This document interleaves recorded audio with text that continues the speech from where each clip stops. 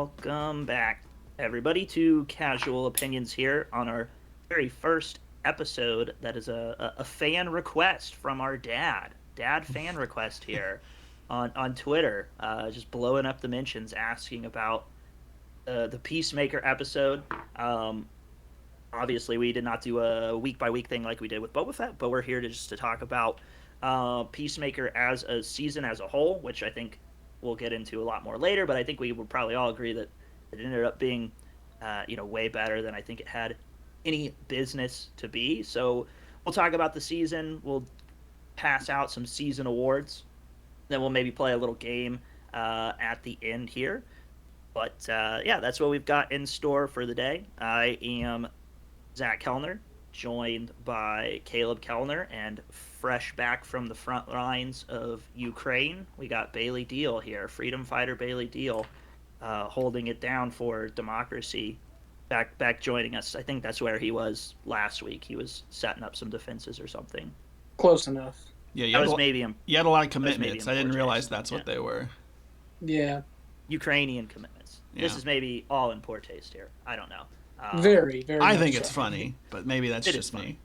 Yeah, because we're supporting Ukraine. 100%, yeah. Yeah. Hey, Vladimir Putin, fuck you. Essentially, yes, yeah. Yeah, we're back. That's what like Peacemaker would go in, and Peacemaker would be fighting for Ukraine. Yeah, he'd be blowing up some Russians. Peacemaker would. John Cena should not. I don't know if you guys saw that tweet from John Cena, who's like, if only I could channel all the power of Peacemaker, this could be done in 2 hours. And I'm like... Did he actually tweet that? He actually tweeted that, and I think it might be deleted right now. That's badass. Everyone was basically like, dude, come on, this just started. You can't be doing this. No, I think that's awesome. It's not as good as all the Chief Keef memes.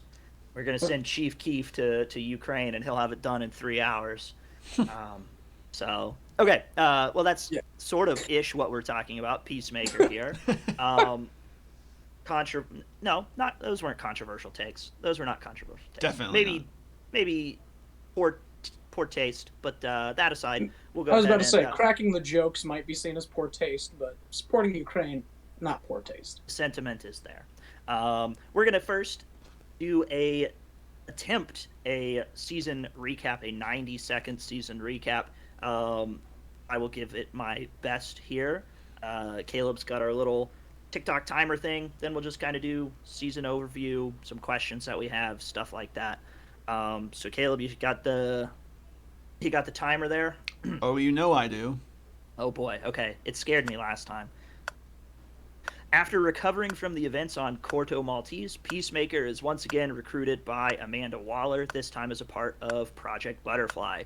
The team responsible for Project Butterfly consists of Peacemaker, Clemson Mern, Amelia Harcourt, John Economos, Leota Adebayo, Eagly, and later Vigilante. The team keeps Peacemaker on a need-no basis, so we learn as he does that Project Butterfly is hoping to stop an alien invasion from a species known as butterflies.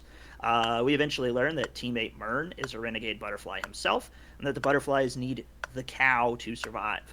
Over the course of the season, Peacemaker and the 11th Street Kids must contend with the butterflies, the White Dragon, the fearsome judo master, betrayal within their own ranks, poor team chemistry, and their own personal trauma, shortcomings, and hang-ups.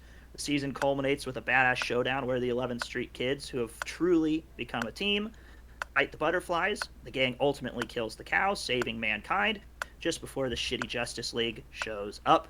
After completing their objective, the gang each deals with the trauma they received from the events in their own way, such as Harcourt starting physical therapy, Adebayo selling out her mom, and Peacemaker still being haunted by the memory of his father. I think that's mostly it. We see the Peacemaker's got the little butterfly still left alive as well, and that's kind of where the season ends. Kind of ended that abrupt. I thought you were done. But yeah, you beat the 90-second timer. Boom. Now, that was 90 seconds for about 8 hours of television, so there's obviously a lot of things that got left out there, but I think I hit most of the story beats there. Does anybody want to start us off with their sort of general overall impressions? I mean, it was good. Go ahead, Caleb. It was overall impressions good. I knew nothing. I know nothing about Peacemaker or whatever, besides obviously from the Suicide Squad movie. So like I didn't really know what to expect with the show, and I don't know like any of these characters like at all. So it was an interesting watch, and I liked it. It was fun. Yeah. Yeah, I think. Sorry, Bailey. Go ahead. No, go ahead. I was just saying, yeah. I was just gonna say I saw somebody say complimenting Peacemaker by saying by describing him as an F tier character. Like Peacemaker is like bottom barrel scraping, like in terms of like relevancy and you know and Right. noteworthiness. And they go from, hey, here's a guy who is kind of a dick in a movie full of, again, you know, Harley Quinn is Dicks. probably, yeah, Harley Quinn's like probably a B tier character, but it's like he's even an F tier character like in that own movie in terms of, you know, recognition. Right. But they take somebody who's scraping the bottom of the barrel and just run with it in such a great way. Like I would think we could all probably agree expectations were somewhere between very low and why does this even exist, and then it just kind of like.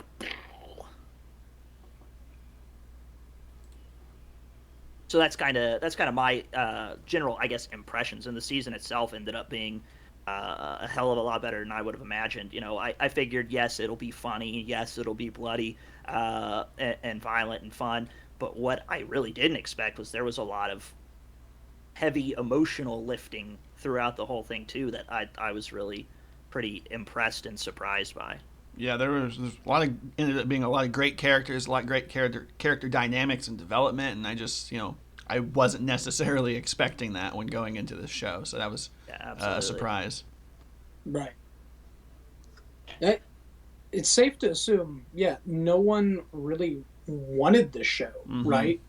Like everything that I saw after Suicide Squad was people saying, why are we getting a Peacemaker spinoff? Like, he was fine in the movie, but why that character? And now that the show's come out, I think we can all agree, like, oh, yeah. So basically, if they ever announce a show that's based on a spinoff character from a movie, we probably shouldn't question it. We should just let them run with it. Which, something like Peacemaker actually makes me feel a little excited for something like Andor. Even though Andor isn't directed by James Gunn, who does a fantastic job taking these, side characters or F-tier characters and bringing them to the front lines and saying, hey, now this character is a household name, and now a lot of people are going to say that's my favorite character. I think Andor could potentially be successful in that regard. I'm still hesitant with the way Disney has approached things, but speaking on Peacemaker, James Gunn and John Cena are like a match made in heaven. I think James Gunn and John Cena are like the Martin Scorsese and Leonardo DiCaprio. So that feels like a pretty big claim there. Very big claim. Oh yeah. I kind of hope James Gunn takes John Cena under his wing and is just like, yeah, no, you can be in like every project I have from here on out. And it'll just be like, oh, cool. Yeah, I have opinions on James Gunn. I just feel like he's kind of an odd person. Also, I saw a bunch of pictures of him like with Confederate flags and shit, which like oh, cool. I haven't seen those. I think they're pretty old. But that's not really. Well, I mean, like that's why he got canceled to begin. Well, not that specifically, but he was canceled. It was funny. He was canceled by this right-wing journalist who I think that right-wing journalist was being canceled for things that they said.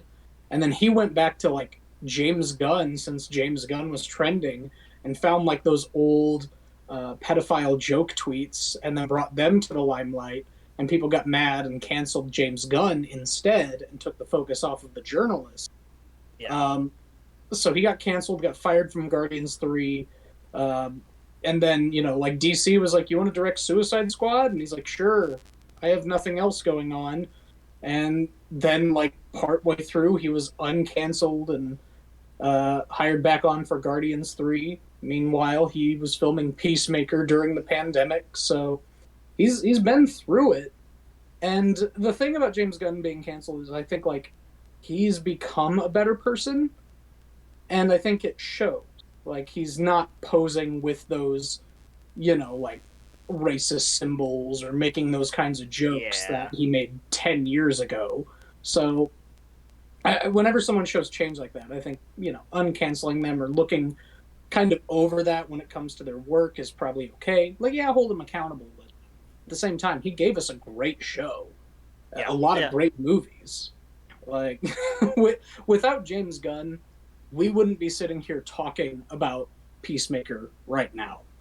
So, Sure. And maybe I opened a can of worms that wasn't necessarily needed to be open. I just I was unaware of the Confederate flag thing. And that You That's love the James recent Gunn so much. thing. Why don't you marry him? No, I'll say this is maybe, it was probably poor form on me. That was like something that I saw on Twitter. So maybe not even a verifiable source there, but but there is obviously a lot of other, jokes and things that he's made and done that got him in trouble in the first place. So, but Right. But at least he killed a racist in this show, so it's true, and that was a very satisfying moment. So I think we'll get to that. Yeah, a big high five there. I think back on track. Maybe we'll just cut out that whole part about just cut this chunk in the middle here.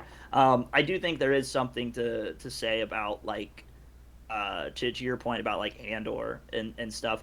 I think you almost, and I'm not a director or anything, but I think you almost have more freedom with those quote F tier characters. Like there's no expectations, so then it's easy for you to have a lot more fun with it and kind of play around with it, screw around with it, and make it a little bit more your own. Because like you could tell me anything you want about Peacemaker, and I would be like, oh yeah, sure, that's probably his origin. Like I don't know like what Peacemaker looks like in the comics. I don't know how he acts in the comics. This could be like the fact that he's so unknown, I think almost plays to its benefit. Yeah, I can see that.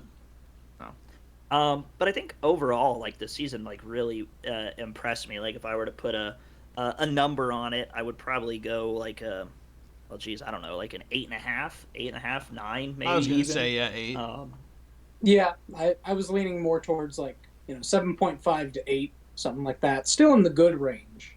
Yeah, not definitely. Perfection, not oh god, this is awful. I would say like my only detractor from this show is there were some characters who they just kind of like threw at us, and we'll get into that with like I don't know if we start talking about worse characters later on, because I have thoughts. But there are some characters who just kind of are there, and then it's like okay, they're not really serving any more of a purpose. And I think some of the humor bits drag on for way too long. I agree with the humor bit part. I think James Gunn has an issue with that because even the Guardians of the Galaxy movies, there are some bits that just kind of get dragged out a little bit too far, and they just kind of stop being funny. Yeah, like you almost feel like you're laughing along, kind of like in an uncomfortable way. You're like, okay, we got to move along. Mm-hmm. I'd like to see plot. Yeah, like the joke landed 3 lines ago. We can stop. Yeah. Oh yeah. Like, yeah, I agree with you on that. Vigilante was probably the one who was like the biggest offender of it in the beginning. Yeah. And then it kind of like it just made sense with his character that he was the one who just kept the joke running. Him and Economos, I felt both did it. Yeah, Economos less so, but I think like, whenever they're together, it was definitely like present. Yeah. And then there were a few lines that someone pointed out, like this is why you should not have writers, or like you should not let Twitter write your jokes in a show. And it was like one of those moments where Adebayo was like calling out John Cena, Peacemaker, and Vigilante for calling an Asian woman Oriental. And she like did the whole thing like, oh, the struggle of a white man having to replace a word. And it's like we all know. It just feels weird that you're pointing it out further. Like that was one of those moments I was like, okay, can we move this along? Like you've already called it out, you can stop it and just keep moving on. But they just kept like digging into it. And I don't know, whenever a bit has landed, just know it's landed and trust that the writing will take you where you need to go. And I think James Gunn has a little bit of an issue with that, but it's still a lot of the jokes landed. I think there was one joke though to kind of a counterpoint here. One joke that I wish would have gone on even longer than it did. Like I wish I could have watched them just do it for 5 straight minutes. But after when Peacemaker is getting on to Economos for switching his prince out with his dad, and he's Oh, like, well, who else should I have put? And he just starts listing random names. I could have watched Peacemaker just name random names for like 5 straight minutes. I'm I was I'm about to piss my confident. pants. Yeah, I'm very confident that was entirely John Cena improvising. So, I mean, there was the after credit scene. Like, did you guys watch those two? Yeah. Yeah, and they like added more to it. Uh huh. Yeah, And and I guarantee there's like unused footage of him just naming like everyone in Hollywood and everyone who is like a notable figure and that kind of thing. well, I listened to an interview with the guy who plays Economos. His name I am now forgetting, but he said that there was even more in the naming part, like even more than what they had in the end credit there. So Yeah. that was one that I thought was pretty hilarious. Oh Um, wait, speaking of which, did you guys know that they recast Vigilante like 5 episodes in? and Like, what did they restart the whole? Did they refilm all his scenes or something? yes, they had to. Like the guy they had originally for Vigilante, they didn't like he didn't leave on bad terms. It was just he was having some creative differences, I guess, and they just kind of figured maybe it's time to go, and he agreed. And so then they cast this guy who's in the show. Do we have a Um, name? Who is the other guy? I don't remember who the other guy is. I think someone did name him. I'm gonna look it up and try to see. But yeah, I thought that was fascinating that even HBO Max was so willing to just like shell over the money to refilm all of those scenes. It's like I, it's cool whenever studios like listen to directors and let them do their thing, or like we just recently saw with the Sonic 2 team, listen to people saying, "Hey, maybe you should put the voice of Tails on the poster too, with all these other big names, because the voice of Tails is still just as iconic as the others." And they did. They went ahead and put Colleen's name on the poster. I just think that's cool. I just did a picture. I found the guy that was supposed to. His name was Chris Conrad, There we and go. he looks a little more beefcakey. Like Yeah, he looks a little too chiseled. I don't know. I kind of liked the goofiness, Yeah, the he kind of looked. goofy Yeah, boyishness of Vigilante there. This guy looks a little more muscly, a little more people classically on handsome. Twitter lost their minds about this iteration of Vigilante. And the reason why they did is because the comic version of Vigilante is so cool and he's so badass. And they even had Vigilante and Adrian Chase. They're like two different people in the Arrow show. Adrian Chase was Prometheus, who was like the main villain of a season, and and Vigilante was an entirely different character. It was like a switcheroo tease thing, but they were like, "Oh, he was a badass guy who like had these like badass quippy lines and badass scenes, and this guy's just too goofy." I'm like, I like it. I like it. It fits with the show yeah. and the Like style. I definitely. We already kind of said this. I didn't know anything about the show, so I did not know that. Yeah, And so, especially with the actor change, like I didn't know that, and I just thought this is how Vigilante was, and I liked it. Yeah. yeah. No, That and that I was gonna say, looking at this guy, I'm pretty sure that might have been the case. Is they probably were going for like beefcake badass kind of vigilante, and then they probably switched it up and were like, no, let's go with like a little bit of a slimmer guy who was just funny. it, did Vigilante. Maybe it was just the suit, but did Vigilante at all remind you of Kick-Ass? A little bit, kind of. A Now, little bit. Kind not of, when I was watching it, but then when you said that, I was like, yeah, I Yeah, can see that. kind of like a homemade suit. yeah. I guess the color schemes aren't really that similar, but um, yeah.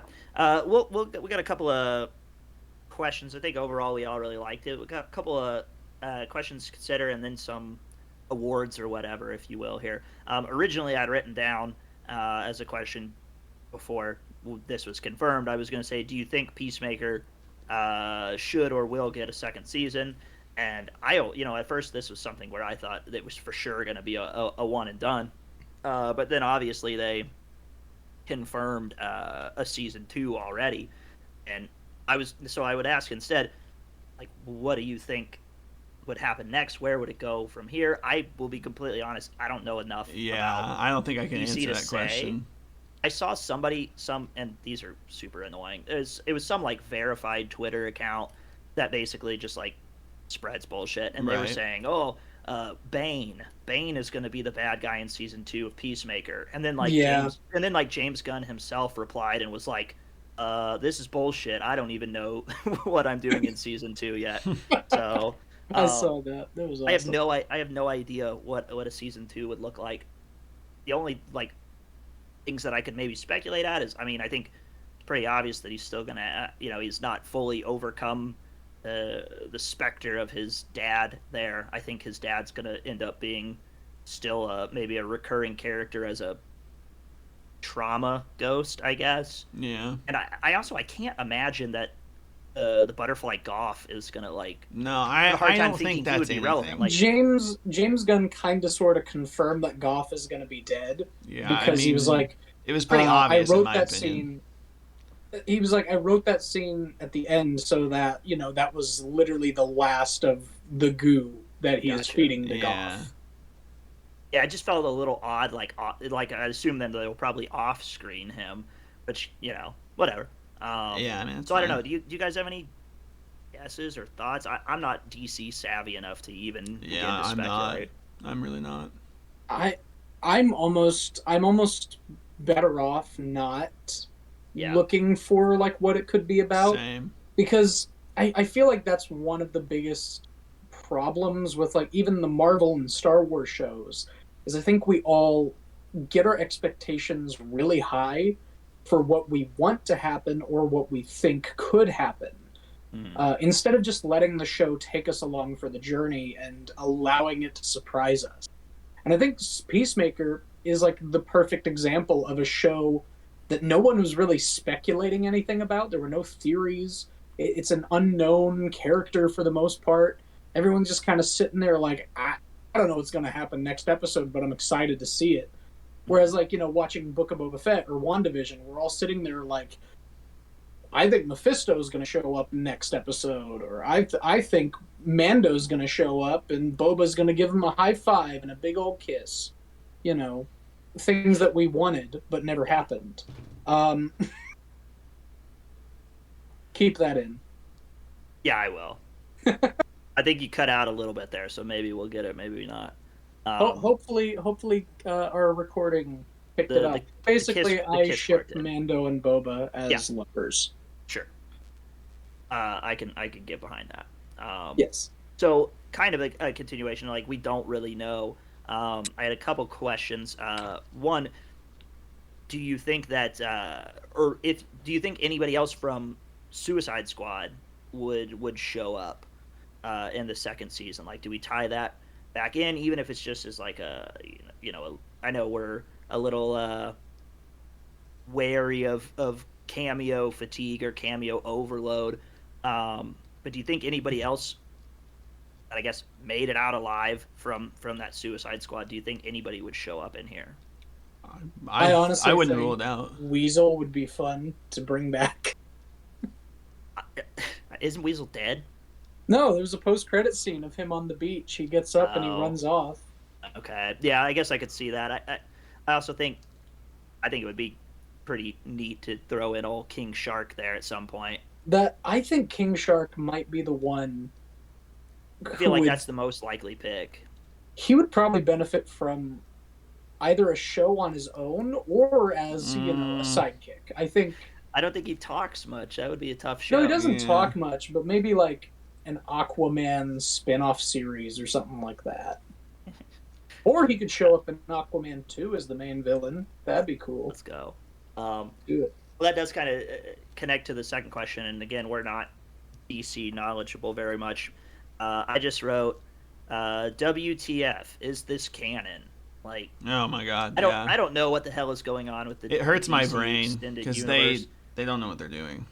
Because It I was just under the impression that this could be its own standalone thing, but then you Yeah. throw the whole ass Justice League there at Right. the end. Right. So I don't even know where to Oh, start. that gets people all kinds of speculating. Like that's the most talked about thing from this show, and the most hated thing from like this fan's haters, is just the fact you get both sides of the aisle. some people are upset that it even exists and that the show is considered canon because it's not. It's like, oh, this is too stupid to be in the Snyderverse, and it's like, okay, shut up. Dude, oh my god, I And then hate on the hearing other that side, word. a lot of people were upset with James Gunn because he was excluding Batman and Cyborg when that wasn't even the case at all.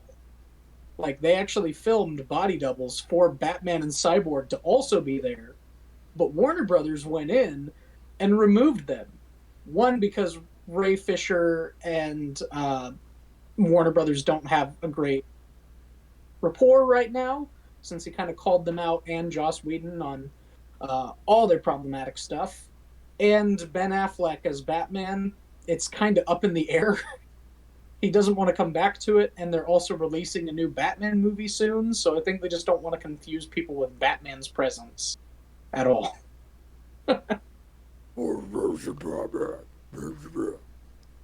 Rachel, where is she?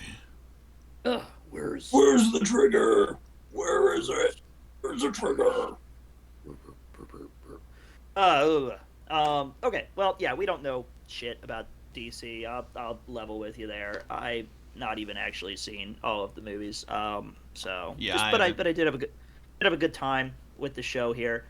So much so that I want to do a quick thing before we get to the awards. Just basically, there's been a lot of superhero television over the past year, predominantly DC shows. Where do you guys think this one lines up? Where does it compare? Well, let's not do like a whole Right. top to bottom ranking, but if you had to jam it in between one or two other shows, like where does it compare? It's definitely up there. Like it's on par because I really liked all of those shows. But I'd say it probably is above like Hawkeye for me. I'd say like I did enjoy Hawkeye, but I think I enjoyed this show just a little bit more. And I also, I didn't know what to expect with the show, so that was a surprise. So yeah, at least above Hawkeye, just off the top of my head. I mean, out of the superhero shows that were released all this past year, I'm honestly putting Peacemaker at the top. Um, well, Harley Quinn, the animated series, is probably like right above it, but Peacemaker would definitely be like right there next to it, like right behind it. Well, we know you hate all the Marvel shows, so that's I Yeah. was not just disappointed by a lot of I them. was just Tremendous disappointed surprise. by I think I would maybe put it in like like a top three, perhaps for me. I would say top three I overall or probably this year or top whatever three. Well, of the recent of the ones, recent ones. in my head, I'm thinking like all the live action Marvels. Um, Yeah. this one, I would say, I think I still like Loki more than this. Yeah. I felt a little more tied to that. Also, one that we didn't mention, but one that also came out in the previous year, um, unless I'm getting my dates mixed up, but it's not as good as Invincible. It's not as good as Invincible. No, Um, but I can't remember if that was that came out in 2021. So just of the past year, it's in that top three list. Probably similar in my enjoyment level to like say Hawkeye for example, as well. Yeah, that's fair. That was that's just like our general overview. Then we'll kind of transition on over here and do some awards. Talking a little bit more about some of our favorite things here. Um, we want to go in any particular order. We should probably figure these things out beforehand. No, off the cuff. I like it. Just completely random. All Just right. go Yeah. for it. Okay, we'll start with best character. Best character Cool. award. I'll go first here. Best character or favorite character, right? It's an objective thing. Yeah. My personal favorite character is probably Vigilante. Vigilante or Eagly. Those are the top two. Vigilante and Eagly for me. I thought Vigilante was hilarious. Yeah. And I would die in the service of Eagly. So I those are think my two everybody guys. would. Those are Yeah. my two guys there. I I'm torn between Eagly and Judo Master, personally. Just what short time Judo Master was in the show, it was hilarious just about every single time. And when I would see him, I would just smile. I'd light up and be like, all right, what's he going to do now? Is he going to flick Cheetos? Yep. Always that's why eating you like Flamin' him Hot so Cheetos. much. Yeah, right. I was about to say, that's my gag gift. That's how you do like marketing or like product placement. Just tie it into a character. They just like it a lot and they're always with it. Just do that. Yeah. Expert. It would probably be between those two. I'd say I'd maybe consider John Cena and of course Vigilante, but just for the sake of, we already talked about it. Like sometimes the jokes just carry on a smidge too long. That's the reason why I'm probably not putting them up there. But like Judo Master, I never had that issue with him. He was just funny every single time he was on screen for me. So yeah. Really? I would say my favorite character is just Peacemaker. I think his arc works really well.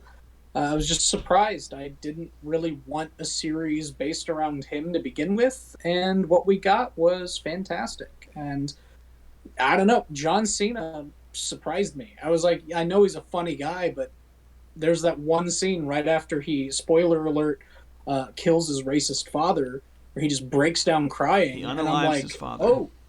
I was like, oh shit, he really can act. If he really wants to. Yeah, he does a really good job there. Yeah.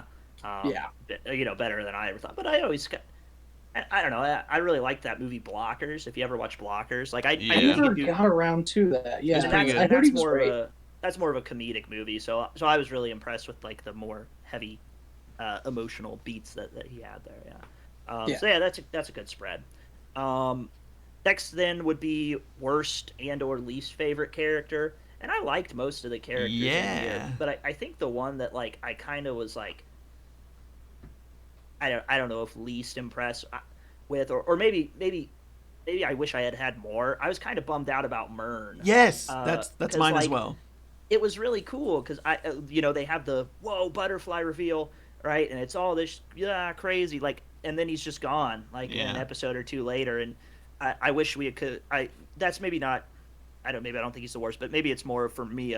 I wish I could have gotten more out of this character award, if that makes sense. Yeah, because like worst character, like I don't think I necessarily hate any of the characters, so it's like it was just kind of like he didn't have enough, so I wanted more.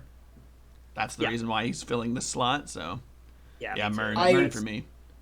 I've actually thought about that. I think like the super simple fix they had for Myrn would have been not revealing him to be a butterfly until Adebayo put on the X-ray helmet. I think that would have been more effective. But they kind of revealed it at the end of an episode with him drinking the goo. And I was just kind of like, the whole next episode, I was sitting there thinking like, ooh, he's a butterfly. He's doing butterfly things. And it just I don't know. I think it would have probably been more effective to be surprised by a reveal like that in such a jarring way. Yeah, that could definitely land pretty well. But I still think then I would still just be like, I want more. Like, why is he the one to center? Why is he the one rebel? Like, I don't know. I wish you could have gotten a little bit more. More backstory. But that actor's going to be in Guardians 3. Apparently, while they were filming, James Gunn was like, I'm writing a character for this guy. He's going to be in Guardians 3. Nice. So, we'll see more of him. He was good. Yeah. My worst character actually wasn't Myrn. It was the sociopath that he hired to take over the police force. Oh, was it Locke? Was that his name? Yeah, Locke. Yeah. I just first, whenever he had that butterfly reveal, and then the next episode he was hiring him, I thought Locke was a fellow butterfly who was like on his side, and so it was like he was acting strange and everything. Yeah, he was acting kind of sus, but he was just nobody. But no, he was just. It turns out he was just a sociopath friend of the sociopath that Myrn took over. Right. And it's not really communicated super effectively, I don't think. He just comes in, he does something really fucked up, and then, like, Peacemaker calls out Myrn for that, and is like, who is that guy? And they just never say anything about it. And he just kind of stops being essential to the plot. Yeah, once everybody gets taken over by butterflies, it's just like... You like took away like 4 or 5 characters almost. You took away all those cops that were characters. They're gone now, and then yeah. I think I cared more about Goff as a butterfly than I cared about Goff as, a vessel. Like the police officer he takes over. It just kind of was like, I wanted to know more about that character before she got taken over. Yeah. Oh well. Anyway, but yeah, no, Sociopath, Locke, just not my favorite. I guess next award then would be favorite episode. If you had a favorite episode, I kind of had a hard time deciding between the last two, 7 and 8. Yeah, I think same for me. Probably a tie for me.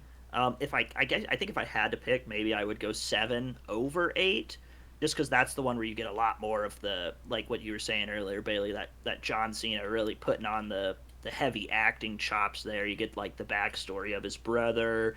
You get him killing racist Iron Man.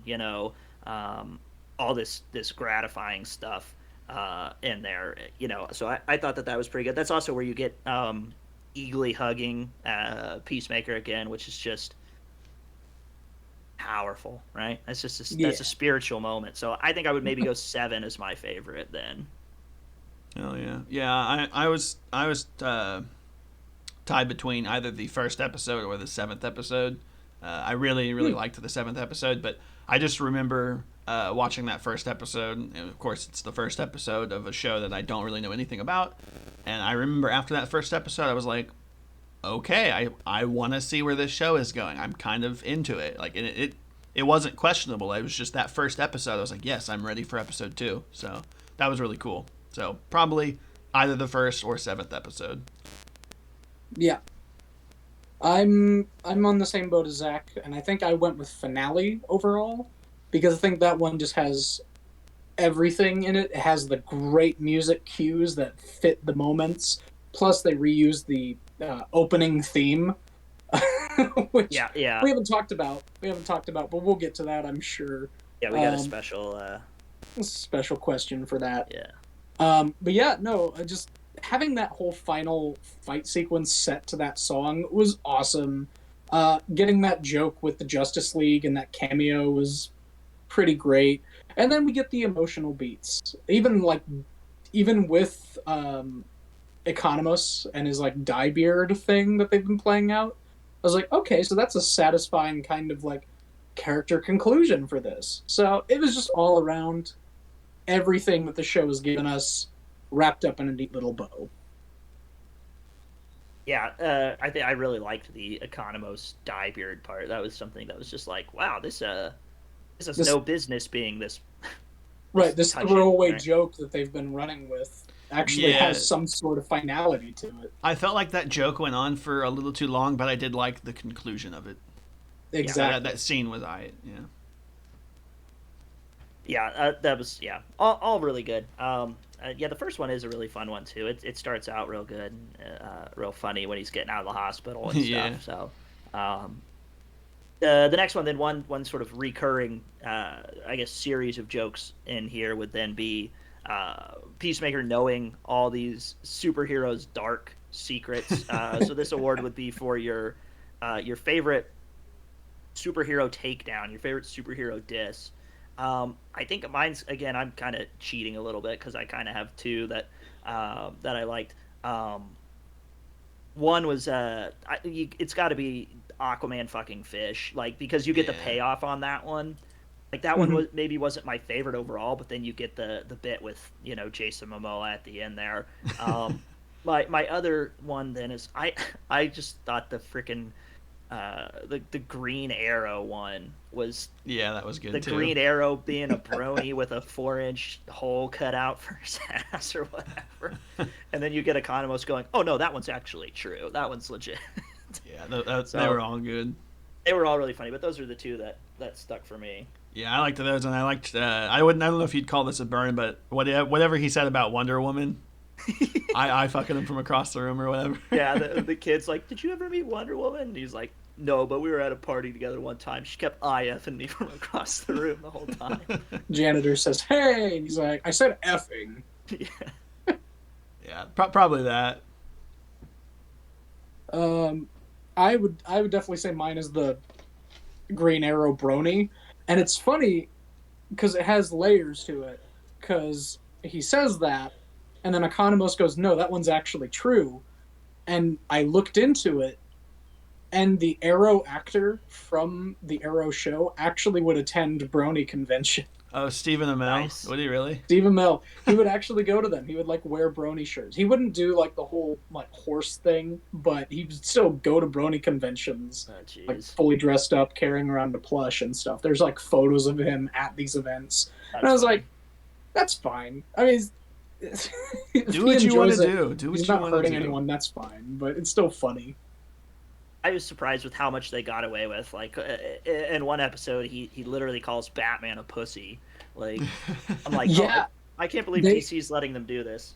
No, they actually said Warner Brothers overall, like that was the hardest joke to allow them to do because they were like, Batman's kind of like our golden goose, our flagship. It's like what he's basically our new mascot outside of Bugs Bunny. So calling Batman a pussy is not necessarily a good look overall. So they really had to fight for that, and so they had to tone it down apparently from what it was originally before. Yeah, but it ain't wrong, you know. It's not wrong, but also it's a good informative moment of just like, yeah, Batman does that, but he does it for his code and everything, and his code actually does make sense, and it's for the greater good, even if it doesn't always work. Peacemakers is still murder. So those were all really good. I was kind of surprised with the Justice League showing up at the end, so that was some fun payoff. Good there. payoff. Yeah. Then the unspoken part, which is a surprise because it's maybe the best part of the entire show. The opening dance credit scene there, which I don't know about you guys, but I watched it every single time. I didn't skip it. I think I watched it once. I couldn't stop watching it, and I think Do You Want to Taste It is probably going to end up at the top of my Spotify Wrapped list at the end of the year because I freaking put that song on every time I drive. I have that, and then I put that monster song whenever the police are being taken over. Yeah. Yeah. So the dance credit opening scene was fantastic. It was hilarious every single time. The song's an absolute banger. The award then would be for best dancer in the opening credits. Who was the best dancer? Who had the best moves there? I am somebody with no rhythm, no dancing related skills and or talent. So I just went with vibes only on my pick here. And I think the one that always made me smile the most was the old man, the old neighbor. Oh, that he argues about with Batman. Like he Yeah. just goes in there and he just like he's shaking his hips and he's like doing crazy things with his feet and I'm just like, get it, dude. Like freaking get it. And like he's not in there very much, but I'm just like he kills his 5 seconds of dance there. And I'm just like, that's the guy. That's the winner. That second place is just Eagly doing the pose at the end. Just like and he's like just looking around like, did I nail it? Did I nail it? Yes you did, Eagly. Yes you did. That's good. Yeah, I had only watched it I think on the first episode, and then I would just skip. Not because I didn't think it was funny or anything. I did like it, but I wanted to get straight into the show. No offense. But right before we were starting this, I was watching it when we were talking right before we started this recording, just to get it fresh in my head again. And I don't know. From the probably 2 or 3 times I watched it beforehand. Maybe John Cena, but that's probably just because he's in it the most. He's front and center. He's front and center. There were a few times I saw Economist in the background just jigging out, and it was funny. So Yeah, I would probably say Vigilante would be mine, just because every time that I would see, like, he comes in and he does a flip. I know he's being overshadowed by the old man just breaking it down, but he runs in and does a flip, and he also just nails all the dance moves. So I'd say him. But honorable mention to Peacemaker's dad, because he completely screws up the dance in the final parts of it, if you watch him the whole time, everyone like goes to the right, and he goes to the left, and then looks at everyone and goes like, "Oh shoot!" and he gets back on track. So they like kept his screw up in the final product, and I think it's just like he's in the back, so it's or in the middle, so it's not super noticeable. But if you're like watching him the whole time, it's like you'll see it, and it's kind of cute and charming. I like it when it cuts to him for the first time. He does like this weird like body wiggle, and then like he does the, like a little explosion thing by his crotch. Yeah, it's like, what the fuck is that? Also, like I called him racist Iron Man earlier, and I think Caleb and I might have talked about this, but like, and we don't know shit about DC. Yeah. Where did Buddy get a whole pocket dimension in his trailer? Like, holy shit! That's literally just something that exists in the DC universe. Is just pocket dimensions. And well, I villains get that, but he's tend just to this have white trailer to trash. So it's like it just doesn't seem like his character. It's just there. Doesn't add up. It's just a comic book thing that they've just brought to the show, and it honestly it doesn't ruin my immersion because it's like it's a show. This is a universe with a talking shark. Racist trailer trash has Iron Man level check. Yeah. I don't get it, but it was fun all the same. And then I guess our last award here would be either favorite kill or favorite fight scene. There were oodles and oodles to choose from, and I could just like list off all the ones that I like. I think the most satisfying kill was shooting the White Dragon in the head. Though. Yeah, that's mine. Or Economos nailing all of the other Klansmen just coming out mowing of the bush, them down. You know. I will say my least favorite is probably having to relive the trauma of seeing a gorilla get killed. That was awesome. That was badass. It was badass in the moment, but then it just makes me cry because it makes me remember him from all those years ago in Cincinnati. You ain't even never been to Cincinnati. Why are you so upset about Harambe? Look, he wasn't stabbed with a chainsaw either. We all lived through it. It's the start of the dark timeline. If they would have shot anything else, if they would have shot the kid instead, we'd all be fine. JK. Breakdowns, like the timeline breakdowns, where it's like if he missed and hit the kid, we would be in a utopia. If they just didn't shoot the gorilla in general, we would also be in a utopia. But we had to go and kill the gorilla, and now we're in a dystopia. You heard it here first, folks. Bailey is advocating for the death of children on this That's podcast. not what I said. I said that's what people are making these like breakdowns to be. Hashtag cancel Birdman. I'm gonna leak this. I'm gonna leak this footage to Channel 1 News, and you're screwed. Channel 1 News. You're gonna do like a YouTube poop stitch of I advocate death of children. There, now we've got all the dialogue we need. Oh God, damn it! Stephen Fabian, Channel 1 News, reporting on Bailey Deal. Caleb, did you have a favorite one? Yeah, I didn't do kill, but it was fight scene, I guess. Probably the one with White Dragon. I thought that was super cool. Yeah. Or just about anything, because I felt like they were always kind of short-ish. But pretty much any time Judo Master was fighting, I loved it. I was gonna say the second time that John Cena gets the rematch against Judo Master, and they're just like smashing each other into cars. Oh and stuff. yeah, like, it's brutal. That was wild. Yeah, I love Judo Master so much. He's my fave. So probably that.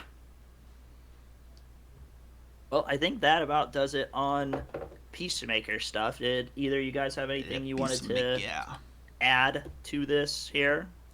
Like I said before this, I didn't know that there was a season 2, so I'm pretty excited for season 2, I guess. Yeah, me too. I think that'll be... There's probably not a release date on that? No, I don't even think they've finished like writing it yet, from what I've gathered. Yeah, I don't think they've even started. Yeah. So, but it was big enough a hit for them to get it there. So, that'll conclude us with Peacemaker. We've got a small little game that we'll play next, and then that'll be it for the day. So, tune in after a word from our sponsors. I made that joke already before, didn't I? Probably. We don't have sponsors. Okay. Transition.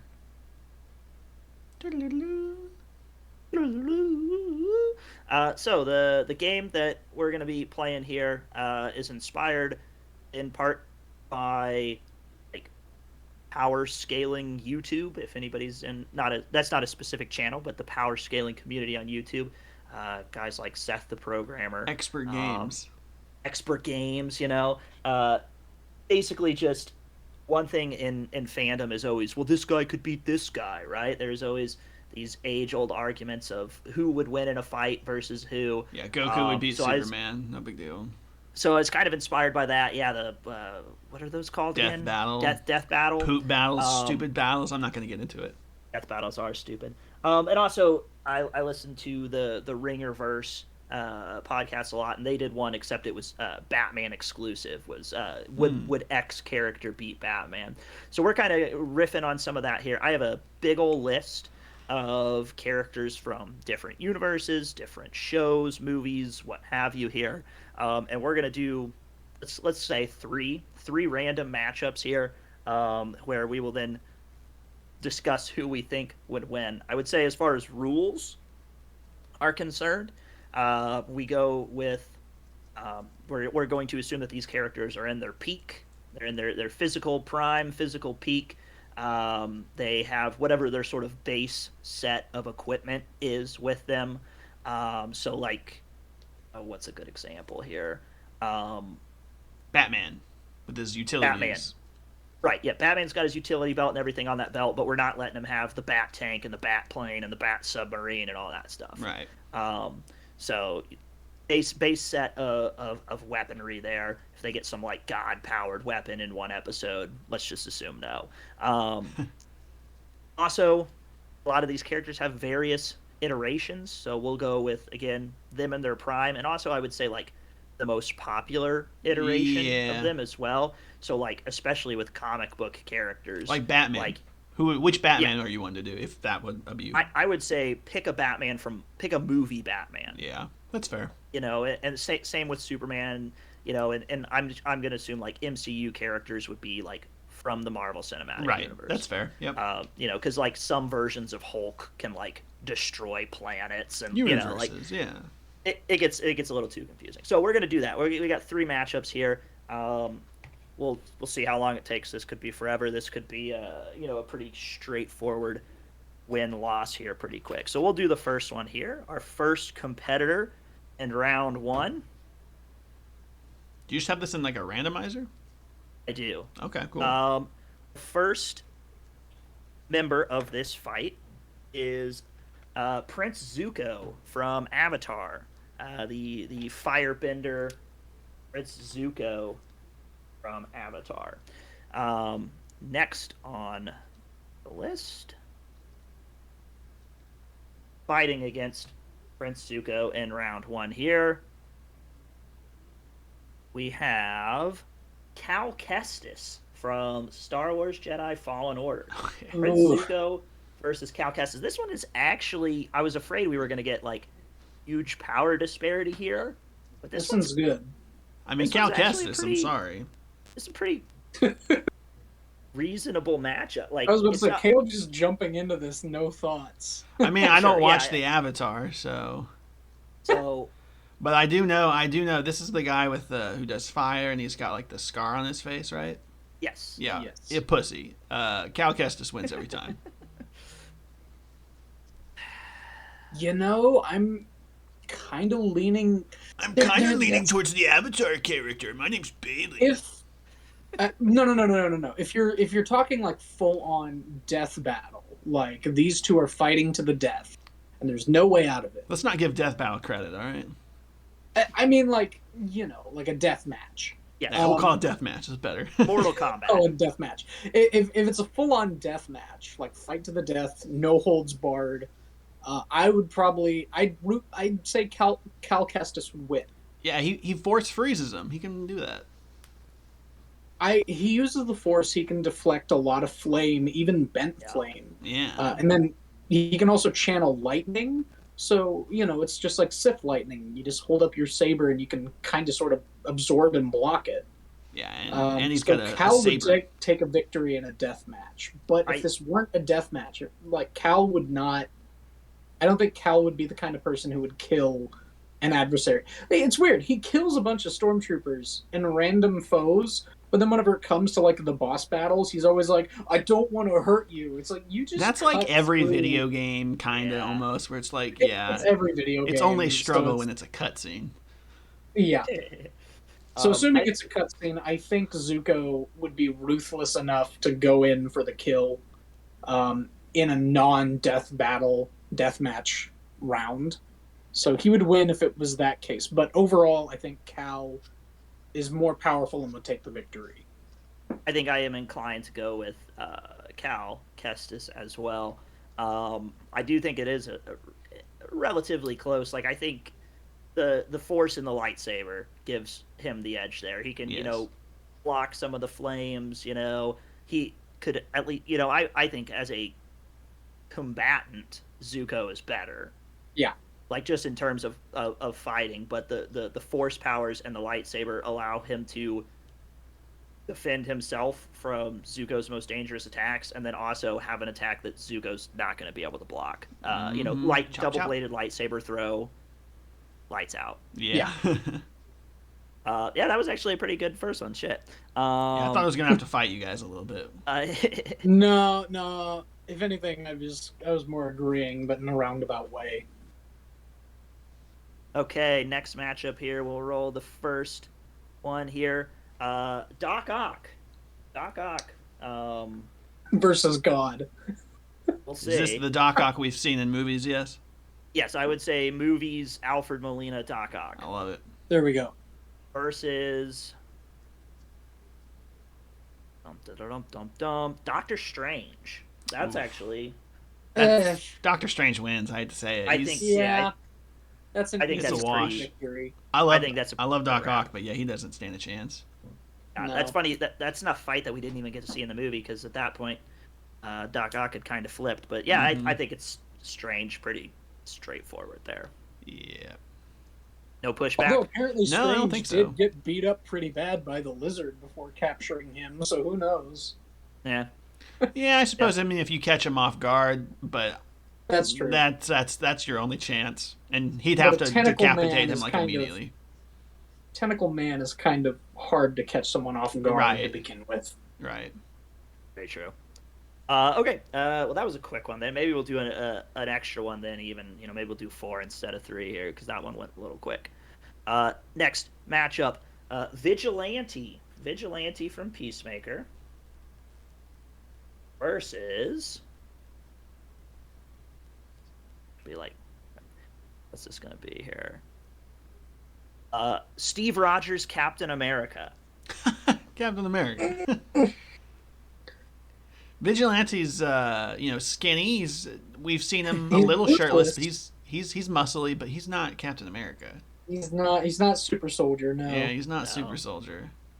Another. I get the vibe that even Peacemaker could take down Vigilante pretty easily, so I think Captain America would clinch an easy win here. Yeah, I think it would be Cap 2. You do see Captain America though fight non-super powered people like say Bartok the Leaper, right? He's not a meta-human. He doesn't have the superhero serum or super soldier serum, and he obviously doesn't win, but he holds Is that his one own. mercenary dude? Yeah, but Yeah. also it's like Cap made it a point to put away the shield and just go like fisticuffs, and Right. the Leaper is all about dodging and hitting. So I don't know. Vigilante's seems like really the- nimble. Like when he attacked the White Yeah. Dragon, he like flipped on Yeah. him like that. Like I Right. don't think it would be a complete wash. I think Vigilante could surprise him a little bit, but Cap would come out on top. And Right. Vigilante's got knives Cap and guns with and shield. bombs. Yeah, that's true. That's true. I agree with Caleb. I think it would be closer than you would think, but I do think Captain America wins, just being, basically a steroid machine. Right. Yeah. That was 2 pretty quick ones there. Then let's do one more. Let's do one more. Call it a day, unless this one totally blows here. First, this will be a good one. First participant in this matchup is Darth Vader. Ooh. Oh boy. Darth Vader versus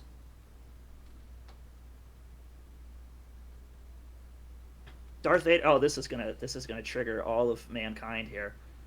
Darth Vader versus Rey Skywalker. Oh my! Oh my God! What a Oh way to my end. God! Okay. What have we opened up here?